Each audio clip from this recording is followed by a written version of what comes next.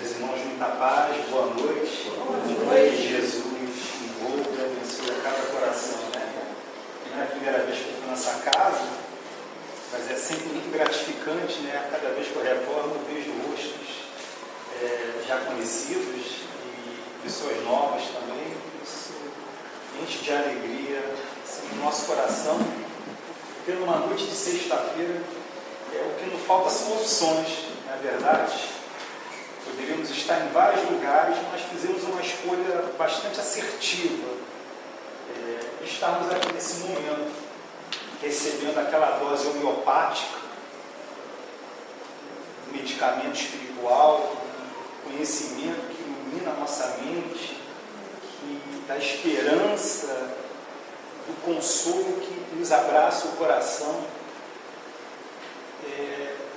Talvez nesse momento agora a gente não tenha consciência dessa decisão que a gente tomou de estar aqui, mas em tempo breve, de repente quando a gente chegar do outro lado da vida e confirmar que, poxa, tudo aquilo que eu ouvia no centro, às sextas-feiras, ou nos dias de estudo, quando eu vinha na casa, poxa, tudo é verdade, e você se deleita com todo um leque de vida que só tem continuidade.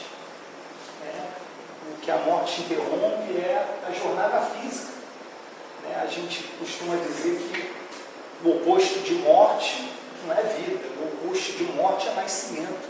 A vida é todo um processo que começou das mãos generosas, da criação do Pai, e segue ad eterno.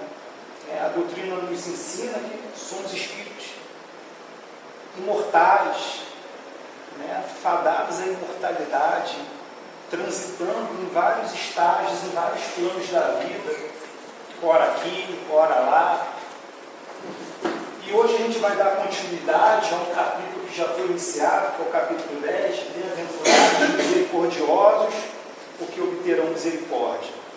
Jesus disse essa frase, é uma das suas frases do Sermão do Monte. A gente vai ver que esse capítulo todo a gente fala sobre perdão. É um capítulo dedicado exclusivamente à difícil atitude que se chama perdão, ao difícil ato de perdoar. Aí a gente vem com aquela pergunta sagrada: poxa, mas o perdão é para dar ou para receber? Porque às vezes você está no metrô, o metrô está cheio, você pisa no pé de alguém, você pede que a pessoa o perdoe. Poxa, desculpa, me perdoe. Mas enfim, perdão é para dar ou para receber? Etimologicamente, do latim, per é dar. Perdoar, prefixo latino, significa dar. Então, perdão é para ser dado, perdão é para ser concedido, independente da pessoa o pedir ou não. Então, a gente vai dar prosseguimento ao nosso capítulo. Bem, bem-aventurados misericordiosos, eu já tive a oportunidade de falar a respeito da misericórdia no estudo que a gente fez aqui na casa. Se a gente fosse também separar a palavra misericórdia, ela é uma junção de dois termos latinos, miseratio e cordis. Miseratio relativo à compaixão e cordis ao coração. Então seria um coração compadecido, seria um ato misericordioso, seria um ato de um coração que reconhece no outro a necessidade, ou a falha, ou o auxílio, ou o reajuste, ou o perdão. Misericórdia, a gente vai observar também que ele é um conceito muito amplo. Ele envolve benevolência, é o que a gente está falando particularmente nesse capítulo. Ele envolve benevolência, envolve perdão, envolve a bondade, envolve a compaixão.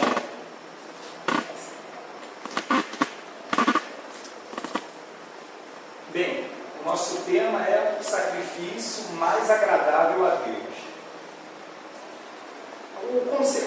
O sacrifício ele pode ser entendido em 3 grandes conceitos. Cada conceito vai ter uma aplicação, cada conceito vai ter um contexto. Então, o primeiro martírio, uma dificuldade, uma penitência. Então, sacrifício pode ter esse significado da dificuldade. Então, sacrifício, a priori, é algo difícil, não é algo fácil. A gente vai ver que tem muito a ver com perdão, esse conceito de sacrifício. Porque perdoar não é fácil.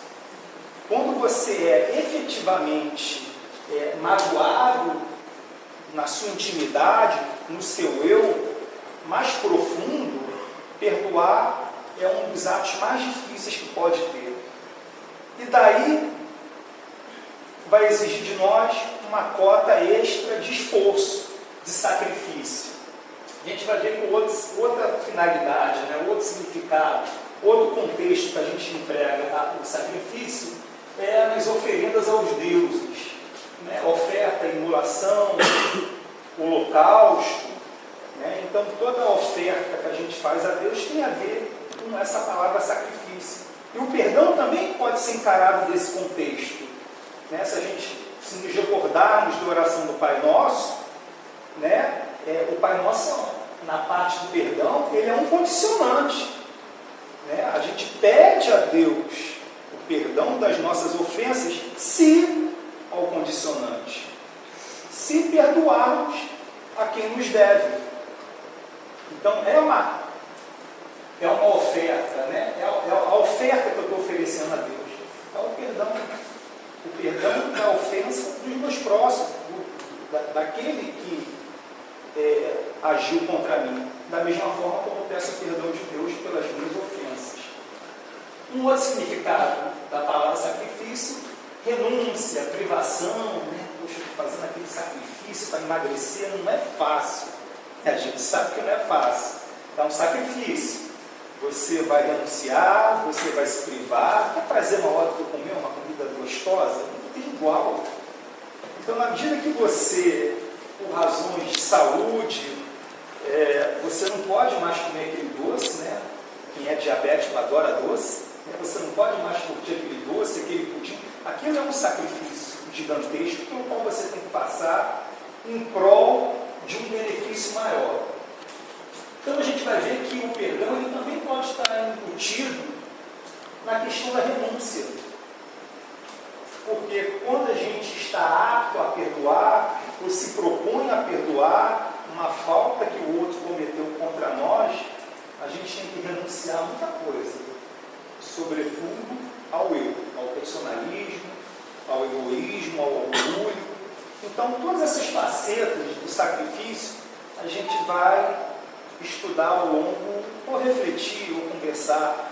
A gente sempre fala quando vem aqui, ou qualquer outra casa, que a gente não traz novidade nenhuma, né? Ninguém aqui vai tirar um coelho de uma cartola e dizer algo que vocês nunca ouviram, né? Ou trazer algo inédito. O que a gente tenta, na medida do possível, é preparar um estudo que fique de uma forma mais interessante para todos, né, que se mantenha linkada à doutrina, que é o nosso referencial, no nosso caso o Evangelho segundo o Espiritismo, mas a gente não vem agregar grandes novidades. Por isso que a gente diz que toda sexta-feira que a gente retorna aqui, no primeiro momento, os que vêm pela primeira vez, poxa, é tão repetitivo, caramba, eu já ouvi isso uma vez. A gente vai gravando mais. E a gente não sabe o quanto isso é importante para nós, enquanto espíritos imortais. Essa assimilação homeopática, num primeiro momento, do conhecimento, mas que num outro momento você vai estar lá de frente à sua prova, ao seu momento, e o que você vai ter de bagagem, de conhecimento para poder empregar, né, para poder te auxiliar no teu processo provacional, é gigantesca. Por isso que toda semana é aquele comprimidinho homeopático, é aquela gotinha que às vezes não tem sabor algum, mas que dentro de nós é um agente promovedor de transformações profundas. Jesus falou, minhas palavras não passarão. Exatamente. Está ligado? E continuam até hoje. E até hoje somos displicentes nas palavras do Mestre.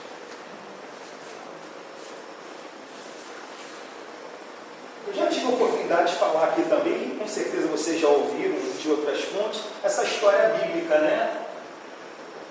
Ali a gente tem o padroeiro, né, o patriarca dos hebreus, que é Abraão,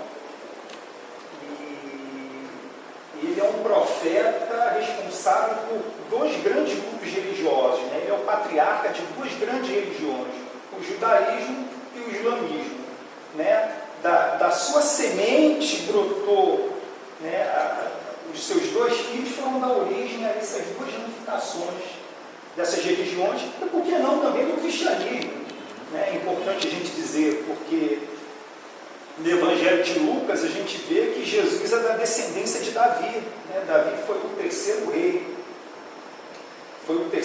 dos hebreus, foi o terceiro rei dos judeus, isso muitos anos depois de Abraão ter unificado, né, as tribos que andavam no deserto, ele unificou, e muitos anos depois essas tribos vieram se consubstanciar, né, se transformarem num reino propriamente dito, né, ocuparam um espaço, daqui a gente não sai, vamos cercar a área, essa área é nossa, e aí começaram a ter uma identidade enquanto nação, enquanto país.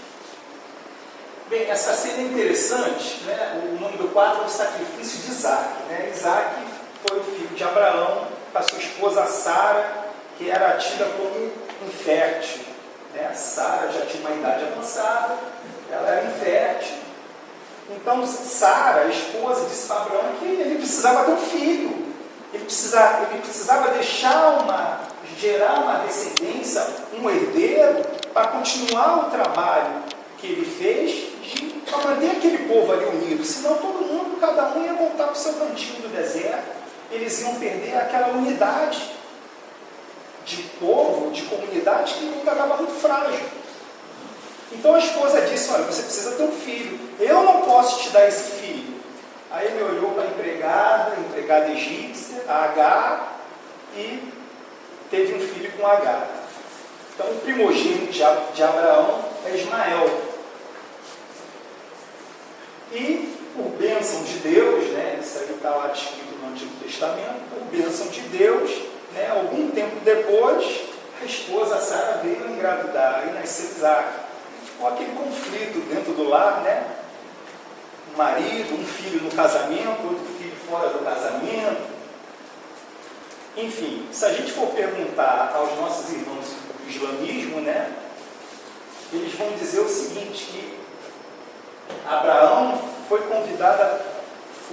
proposto a Abraão ter uma prova de fé, né? Então Deus propôs a Abraão um sacrifício do seu filho, seria uma prova de fé, né? Deus exigiu isso de Abraão, quero que você prove a sua fé. Então se a gente for perguntar aos nossos irmãos do Islã, eles vão dizer que esse filho que Abraão carregou para o alto do morro para ser sacrificado, eles vão dizer que é Ismael. Os judeus vão dizer que é Isaac. Então aí é uma das primeiras grandes divergências desses grupos religiosos, né? A sua identidade religiosa, o seu contato com o divino. Mas enfim, independente de ser Isaac ou de ser Ismael, que foi levado até o altar, no alto do morro dos sacrifícios, Abraão ali como obediente, clemente a Deus, quando ele estava prestes a degolar, né, a sacrificar, a abater, né, levar ao holocausto, né, o significado de sacrifício. O seu próprio filho, Deus aparece diante dele e diz, poxa, tu és um homem de fé, né? Você passou no teste da confiança, você passou no teste da fé, não sacrifique seu filho. Então Abraão foi, voltou, pegou uma ovelha, daquelas ovelhas de montanha, foi lá e sacrificou a ovelha e ofereceu a Deus. Outro grande sacrifício que a gente vê na Bíblia é o próprio Cristo, né? Em algum momento da minha vida eu enveredei pela catequese, né? Católica, né?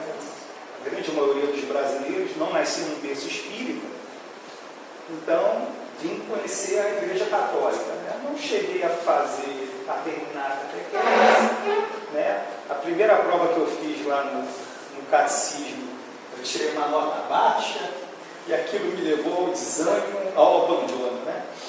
Enfim, então eu aprendi, né, isso eu me recordo bem, que Jesus morreu pelos pecados da humanidade, né? Ele morreu para absorver os pecados de todos nós, né? A gente vai ver que essa teoria, né, essa teologia também é abordada pelos nossos irmãos protestantes. Mas e para nós espíritas, né? Qual é o contexto do sacrifício de Jesus, né? O que a gente vê naquela época é que Jesus, quando surgiu, Jesus era judeu, pronto. Não foi criado nenhuma nova, Jesus não edificou nenhuma religião. Muito pelo contrário, eu não vim mudar a lei, mas vim dar cumprimento à lei. Então Jesus não mudou nada das legislações que estavam vigentes ali naquele momento para o povo judeu. A Torá, Jesus não modificou o seu conteúdo, mas ele veio dar cumprimento a ele veio vivenciar, através do seu exemplo, os ensinamentos mais profundos da Torá, a lei de amor a Deus acima de tudo e ao próximo como a nós mesmos, né? Um amor que se expressa em vários momentos da trajetória do Cristo na Terra. Então era inevitável que em algum momento a sua opção de vida, né, a sua missão entrasse em choque, em atrito com as pessoas retrógradas daquela época que não estavam dispostas a ouvir a mensagem do Cristo. Imagine, né, um judeu que diz que você pode entrar em comunhão com Deus, né, com o Pai, em qualquer momento, em qualquer lugar, a qualquer hora, sendo que naquela época era comum que o judeu tinha que ir a Jerusalém, ao templo. Né? Era comum naquela época que você só podia comungar ou orar nas sinagogas. Imagine eu ter a liberdade de orar na rua, dentro de casa. Então eram ideias muito revolucionárias que naquela época batiam de frente, com muitos interesses escusos. Né? A religião naquela época, como infelizmente ainda é muito hoje, né? O conceito religioso ele ainda é muito materializado. Né?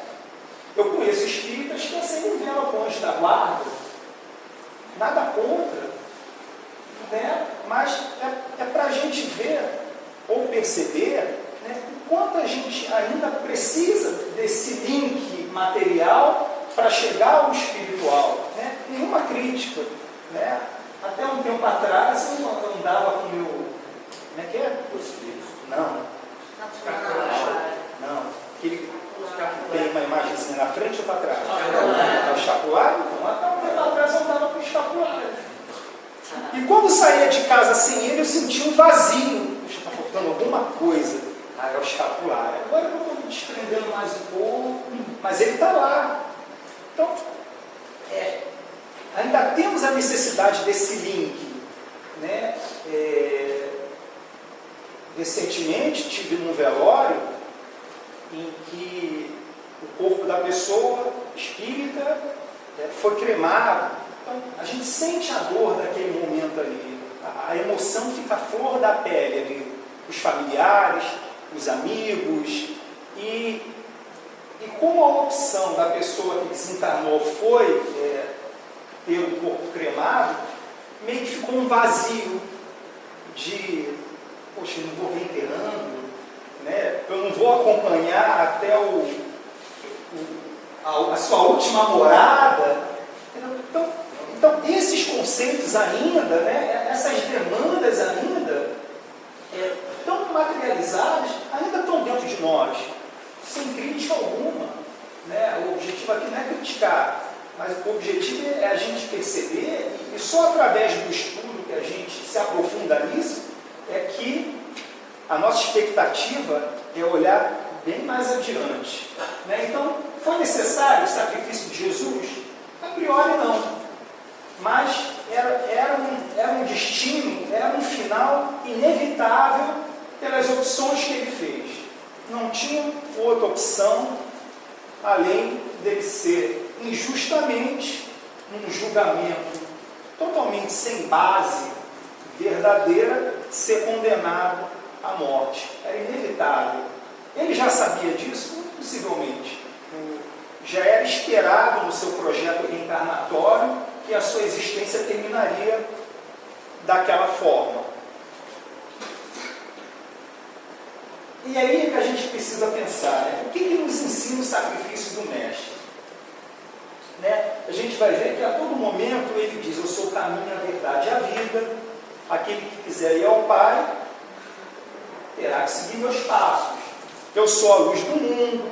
Então, a todo momento o Mestre nos adverte ou nos recorda que ele é o caminho. Então, se nós, enquanto cristãos, espíritas, mas antes de sermos espíritas, somos cristãos, né? Então cada um de nós sermos cristãos, é inevitável que na nossa caminhada a gente venha encontrar percalços, dificuldades. É muito interessante a dinâmica da prece, né? Pela prece ou pela oração a gente pode pedir, pode agradecer e a gente pode louvar, né? Louvar, a gente não louva quase nada, né? Agradecer muito pouco, mas pedir, somos campeões no petitório a Deus. Então são as três coisas que a gente pode propor através da prece. E a gente pede: poxa, meu Deus, que me dê paciência, me dê virtudes, né? Me dê coragem, me dê ânimo, me dê saúde. A gente costuma pedir essas coisas a Deus e Ele nos dá tudo isso. Tudo que pedis ao Pai em meu nome, Ele vos atenderá. Jesus disse isso para nós. E Deus nos dá, porque quando a gente pede paciência, Ele nos dá o quê? A prova da paciência. E o que é a prova da paciência? Mãe, é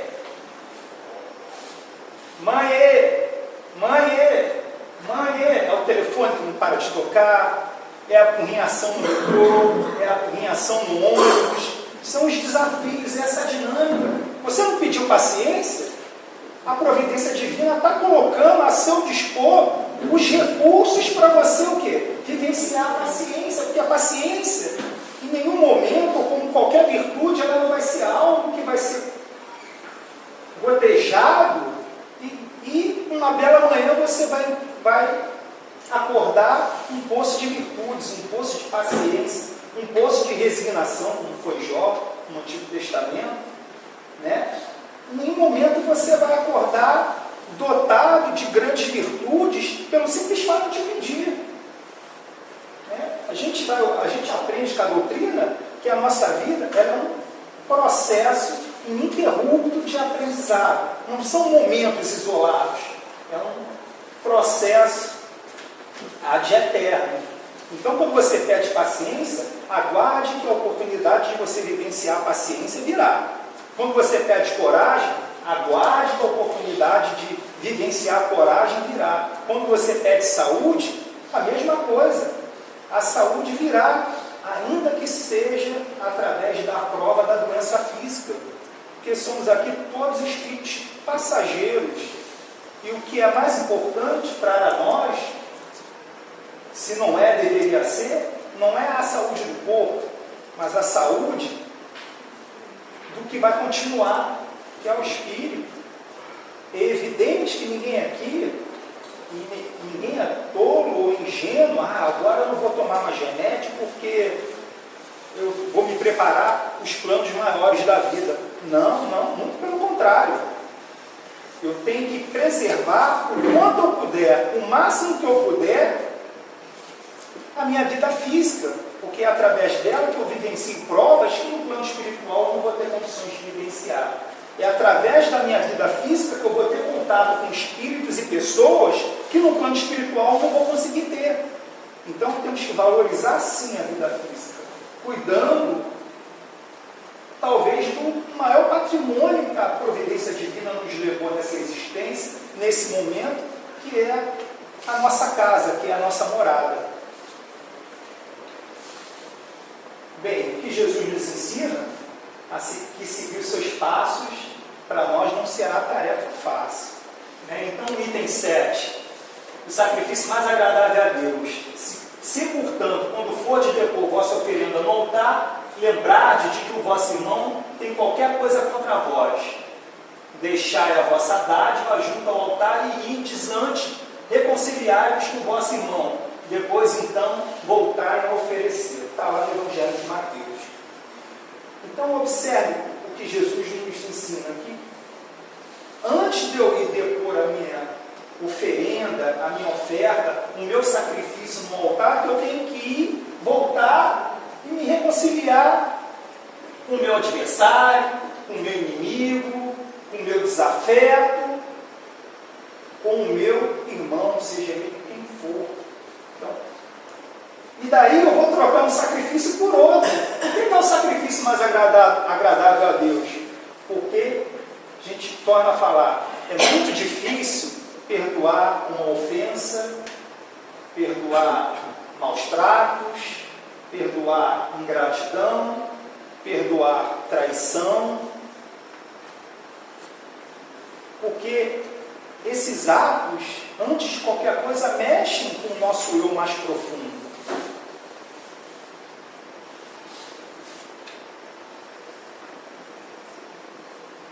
Quando diz, ide, reconciliai-vos com vosso irmão, antes de depordes a vossa oferenda no altar, Jesus ensina que o sacrifício mais agradável ao Senhor é que o homem faça do seu próprio ressentimento, que antes se apresentar para, se por ele perdoado, precisa o homem haver perdoado e reparado o agravo que tenha feito a alguns de seus irmãos. O cristão não oferece dons materiais, pois espiritualizou o sacrifício. Isso é para nós, isso é muito para nós espíritas, né? A nossa vivência, a nossa experiência com a espiritualidade, né? O ideal é que ela suplante ou supere o intermediário material. Por isso que sem crítica alguma, mas né, ainda usamos vela, ainda usamos um copo com água, ainda usamos o terço, o escapulário, ainda usamos intermediários, mas a ideia é que a gente pule essa etapa e através do pensamento, através da oração, a gente entra em comunhão, né? A gente busca identidade, né, com Deus, através do próprio Deus que existe em nós. Né? Ele oferece sua alma a Deus e essa alma tem de ser purificada. Então, esse é o nosso sacrifício. É a purificação do nosso eu. Né? É o reencontro com a identidade divina que há dentro de cada um de nós. É por isso que é um sacrifício. Não é fácil, né? Porque se fosse fácil, ótimo, né? Todos teríamos méritos e muito possivelmente todos nós já não estaríamos mais aqui, né? Já estaríamos em planos superiores da vida, mas essa transformação do homem velho num homem novo, ela é um processo importante e vital, e é difícil. Entretanto, entrando no templo do Senhor, deve ele deixar fora todo sentimento de ódio e de animosidade, todo mau pensamento contra seu irmão. A gente falou em corpo físico. Qual é esse templo do Senhor? Aqui, ó, é a intimidade do nosso ser. É o Deus que habita em mim.